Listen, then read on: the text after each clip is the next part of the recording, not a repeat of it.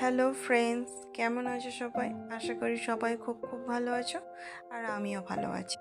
তো চলে এলাম তোমাদের জন্য আরও একটা মিনি ব্লগ নিয়ে। আর এটা ছিল আমার আরও একটা বড় পাওয়া, আর আমার আরও একটা স্বপ্ন পূরণ। এটা হতে পারে অনেকের কাছে খুবই ক্ষুদ্র, এটা সবার কাছে বলার মতো কোনো বিষয় না, কিন্তু এটা আমার কাছে অনেক বড় পাওয়া।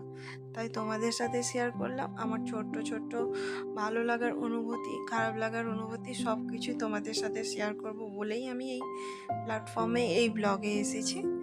আর তোমাদের কাছ থেকে অনেক অনেক ভালোবাসা পাই, তাই আমি আমার এই ছোট্ট ছোট্ট অনুভূতিগুলো তোমাদের সাথে শেয়ার করি। আমার এখানের অনুভূতিটা ভীষণ ভীষণ ভালো ছিল, তাই তোমাদের সাথে শেয়ার করলাম। সবার কেমন লাগলো জানিও ভিডিওটা, আর সবাই পাশে থেকো। কফি হাউসের সেই আড্ডাটা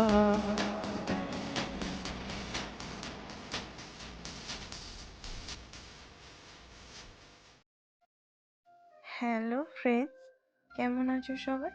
আশা করি সবাই খুব খুব ভালো আছো, আর আমি খুব ভালো আছি। আজকে আমার অনুভূতিটা একেবারে রানীর মতো, নিজেকে যেন কীরকম রানী রানী মনে হচ্ছে। আর এই অনুভূতিটা আমাকে দিয়েছে ইনি, আমার হাজব্যান্ড। প্রত্যেকটা মেয়ে বিয়ের আগে তার বাবার রাজকন্যা থাকে, স্নেহ, আদর, ভালোবাসা, আদর, যত্ন দিয়ে রাজকুমারীর মতো করেই বড় করে তোলে। যতই সংসারে অভাব অনটন থাক না কেন, বাবা তার মেয়ের গায়ে, তার রাজকুমারীর গায়ে সেই অভাবের আঁচ লাগতে দেয় না। আমিও ঠিক সেইভাবেই মানুষ হয়েছে। খুবই ছোট, খুবই দরিদ্র পরিবার থেকে বড় হয়েছে, কিন্তু কোনো অভাব আমি বুঝতে পারিনি। বিয়ের পর প্রত্যেকটা মেয়ের জীবনে একটা পরিবর্তন আসে।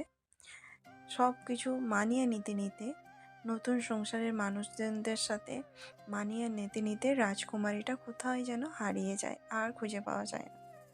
কিন্তু কিন্তু আমার জীবনে আমি এমন একজন মানুষকে পেয়েছি, যে আমার ছোট্ট ছোট্ট আশাগুলোকে পূর্ণ করে, ছোট্ট ছোট্ট স্বপ্নগুলোকে পূরণ করে আমাকে এত সুন্দর সুন্দর অনুভূতি উপহার দেয়, যে আমি ভুলেই যাই আমি বাবার বাড়ি আছি নাকি শ্বশুর বাড়ি।